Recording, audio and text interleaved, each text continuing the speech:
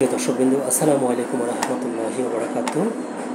একটি খবর, সেটি হচ্ছে একজন তরুণীর সাথে চারজন ব্যক্তি একটি চুক্তিতে যৌন সম্পর্ক করেছেন এবং চুক্তি অনুযায়ী ওই তরুণীর সাথে তাদের 4,000 টাকার চুক্তি হয়, কিন্তু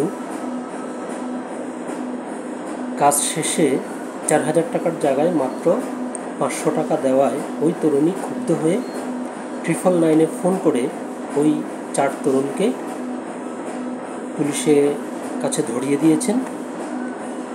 এই সংক্রান্ত একটি খবর প্রকাশিত হয়েছে দৈনিক দেশ রূপান্তর পত্রিকায়। আর যাদেরকে ধরিয়ে দিয়েছেন তারা ছাত্রদলের কর্মী। তো চলুন দেখি আমরা খবরটির বিস্তারিত কী লিখেছে। চুক্তিতে যৌন সম্পর্ক, টাকা না পেয়ে ছাত্রদল নেতাদের নামে ধর্ষণের অভিযোগ। এক তরুণী ধর্ষণের অভিযোগে যশোরের ঝিকরগাছা উপজেলার গদখালি ইউনিয়নে ছাত্রদলের 2 নেতাসহ 4 যুবককে আটক করা হয়েছে। তবে ঘটনাটি নিয়ে চমকপ্রদ দাবি উঠেছে তরুণীর সোশ্যাল মিডিয়ার একটি ভিডিও থেকে। ভিডিওতে ওই তরুণী দাবি করেন তিনি 4,000 টাকার চুক্তিতে 4 পুরুষের সাথে যৌন সম্পর্ক করতে রাজি হয়েছিলেন, কিন্তু চুক্তির পুরো টাকা না পাওয়ায় তিনি প্রতিবাদ জানান এবং 999 নম্বরে ফোন করে পুলিশে অভিযোগ করেন। ঘটনাটি গদখালি বাজারের একটি নির্জন স্থানে ঘটে। অভিযুক্ত 4 যুবক তরুণীকে কৌশলে ফাঁদে ফেলে এবং ভয়ভীতি দেখিয়ে ধর্ষণ করেন।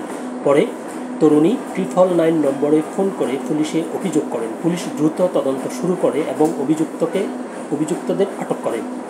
আটকদের মধ্যে গদখালি ইউনিয়ন ছাত্রদলের 2 নেতা আব্দুল আল মামুন বাপ্পি ও ইয়াসিন আরাফাত সহ আরও 2 জন রয়েছে। ভিডিওতে ওই তরুণী দাবি করেন এই শারীরিক সম্পর্কটি একটি চুক্তির মাধ্যমে হয়েছিল। তিনি 4,000 টাকার বিনিময়ে 4 পুরুষের সাথে যৌন মিলন করতে রাজি হয়েছিলেন, কিন্তু পরে তাকে মাত্র 500 টাকা দেওয়া হয়, যা তিনি মোটেও মেনে নিতে পারেননি। এই কারণে তিনি 999 নম্বরে ফোন করে প্রতিবাদ জানান এবং ধর্ষণের অভিযোগ তোলেন। তরুণীর ভিডিওটি সোশ্যাল মিডিয়ায় ভাইরাল হওয়ার পর স্থানীয় জনগণের মধ্যে ব্যাপক ক্ষোভ ও তোলপাড় সৃষ্টি হয়েছে। অনেকে প্রশ্ন তুলেছেন, তরুণী যেহেতু যৌনকর্মের সাথে যুক্ত ছিলেন, তার অভিযোগ কতটা সত্যি। তবে অনেকেই বলছেন যে পরিস্থিতিতে তিনি পড়েছিলেন তা বিবেচনায় তার অভিযোগের গুরুত্ব রয়েছে এবং সঠিক তদন্তের দাবি জানিয়েছেন। এদিকে জেলা ছাত্রদল অভিযুক্ত 2 নেতার বিরুদ্ধে কঠোর অবস্থান নিয়েছে।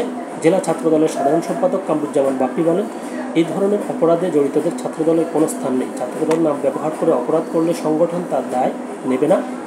অভিযুক্ত 2 নেতাকে সংগঠন থেকে বহিষ্কার করা হয়েছে এবং তাদের সর্বোচ্চ শাস্তি নিশ্চিত করার জন্য ব্যবস্থা নেওয়া হবে।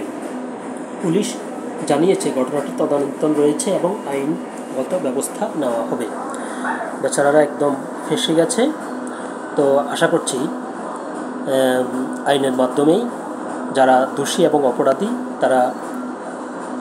তাদের শাস্তি হবে।